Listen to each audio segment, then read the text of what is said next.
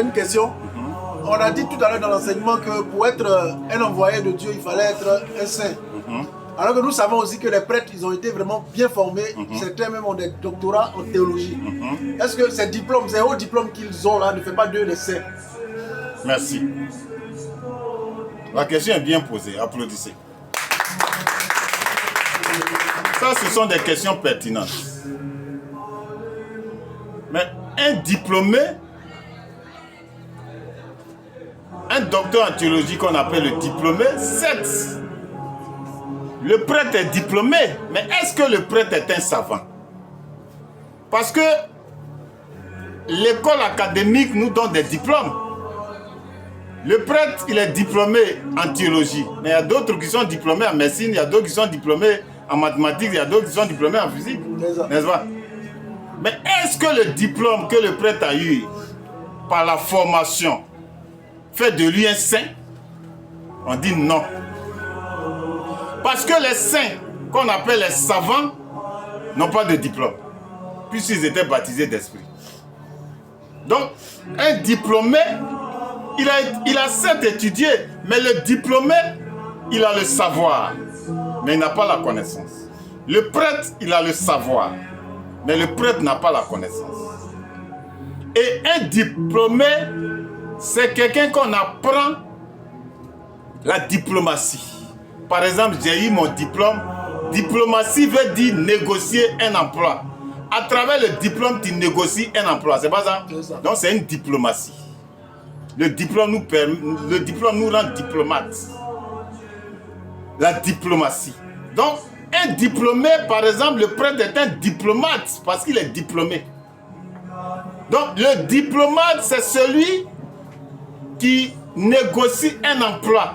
Donc, à travers le diplôme du prêtre, le prêtre, il est employé. N'est-ce pas?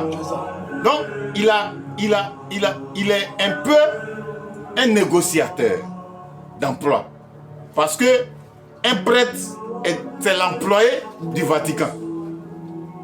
Mais les saints, on ne les emploie pas. Les saints, ils sont hors hiérarchie. Les saints ne sont pas dans l'hierarchie. Tous les savants, dans quel savant qui a travaillé dans une administration? Ok. Les savants sont hors hiérarchie.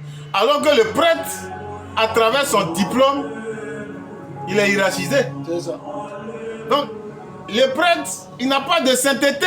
Parce que la sainteté n'est pas une hiérarchie. Et la sainteté, les critères de la sainteté ne répondent pas à l'hiérarchie.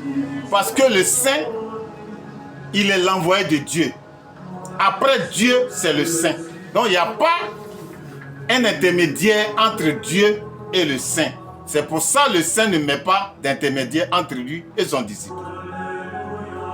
Donc, le prêtre, s'il était seigneur, s'il était savant, il allait avoir des disciples, mais il n'allait pas gérer une église comme une institution. N'est-ce pas? C'est ça. Parce que le prêtre, il travaille en fonction de son diplôme.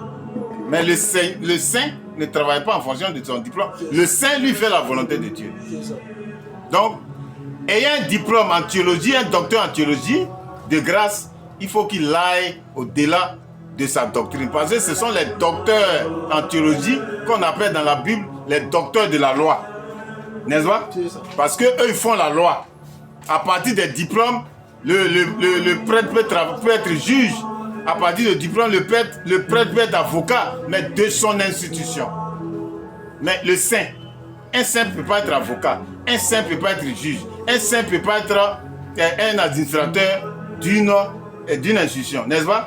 Donc le prêtre est un institué ou un institutionnalisé, mais le saint, il est constitutionnalisé par Dieu lui-même. C'est pour ça qu'on l'appelle le Messie ou l'envoyé de Dieu. Donc le prêtre n'est pas un Messie, mais c'est un simple administrateur qui a un salaire à la fin du mois.